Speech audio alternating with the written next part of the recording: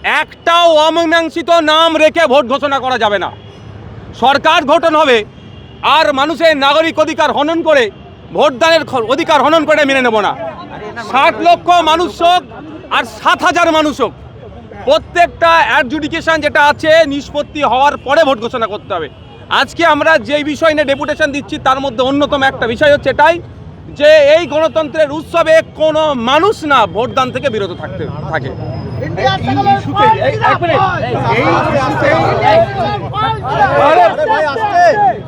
এই ইস্যুতেই আগামীকাল থেকে রাজ্যের মুখ্যমন্ত্রী মমতা বন্দ্যোপাধ্যায়, যেখানে তিনি ঐতিহাসিক ধর্ণা কর্মসূচি নিয়েছিলেন মেট্রো চ্যানেল, সেখানে তিনি বসছেন।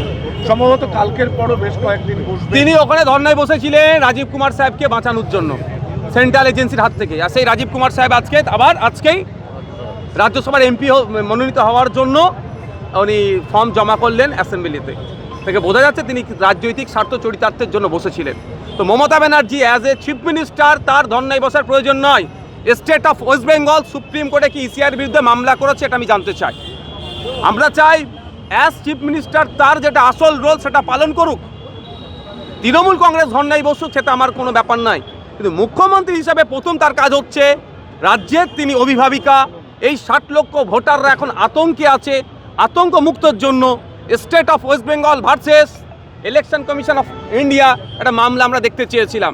কিন্তু পশ্চিমবাংলা সরকারের পক্ষ থেকে চোরেদেরকে বাঁচানোর জন্য এডিসিবির হাত থেকে চাকরি চোর, কয়লা চোর, বিভিন্ন ধরনের চোর যারা আছে, ইভেন আপনার আরজি করের কাণ্ড, আমাদের বাড়ির মেয়ে তিলোত্তমাকে যারা খুন করেছে তাদেরকে বাঁচানোর জন্য এও না আপনার তদন্তে ভার না তাদের হাতে চলে যায়। এর জন্য কোটি কোটি টাকা খরচ করে সুপ্রিম কোর্টে ছোটে। কিন্তু পশ্চিমবাংলার 60 লক্ষ নিরীহ ভোটার যারা আছেন তার অধিকাংশই সংখ্যালঘু মুসলমান। তাদের কথা চিন্তা করে সুপ্রিম কোর্টে গেলেন না, শুধুমাত্র একটা ধর্নার নাটক করছেন। এই ধর্নাটা আমরা নাটক ছাড়া অন্য কিছু মনে করছি না। সুপ্রিম কোর্টে মুখ্যমন্ত্রী তো সওয়াল করেছেন। কে কার পক্ষ থেকে? স্টেট অফ ওয়েস্ট বেঙ্গল গিয়ে সওয়াল করেছে না ব্যক্তি মমতা ব্যানার্জি সওয়াল করেছে? আমি জানতে চাই। আমাদের এখানেই গুলিয়ে দেওয়ার চেষ্টা হচ্ছে। এটাই হচ্ছে মমতা ব্যানার্জির পলিটিক্স। বাংলার মানুষকে ভুল বুঝায় যে মমতা ব্যানার্জি সুপ্রিম কোর্টে গিয়ে লড়াই করছে। মমতা ব্যানার্জিকে যেতে লাগবে না, যা পার্টি হওয়ার দরকার ছিল পশ্চিমবাংলা সরকারকে।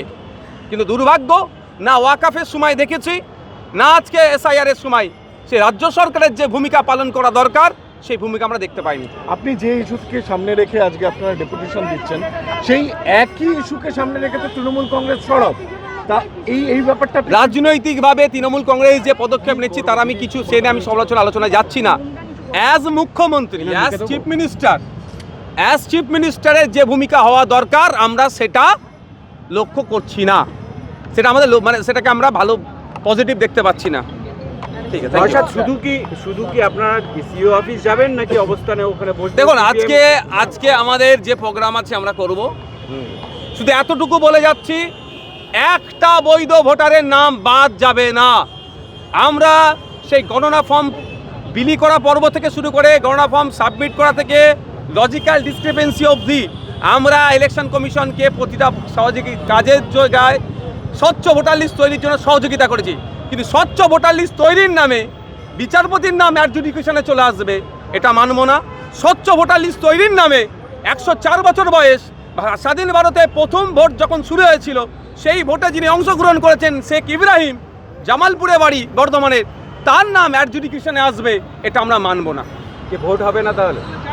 আগে সমাধান, পরে নির্বাচন। আচ্ছা, এই যে আমরা দেখছি যে মুখ্যমন্ত্রী রাস্তায় নামার আগেই বামেরা রাস্তায় নেমেছেন মুস্তারি বেগমকে সামনে রেখে। হ্যাঁ, ভালো তো। আইএসএফ প্রত্যেকটা রাজনৈতিক দলকে রাস্তায় থাকতে হবে গণতন্ত্রকে রক্ষার স্বার্থে, মানুষের ভোটাধিকার রক্ষার স্বার্থে।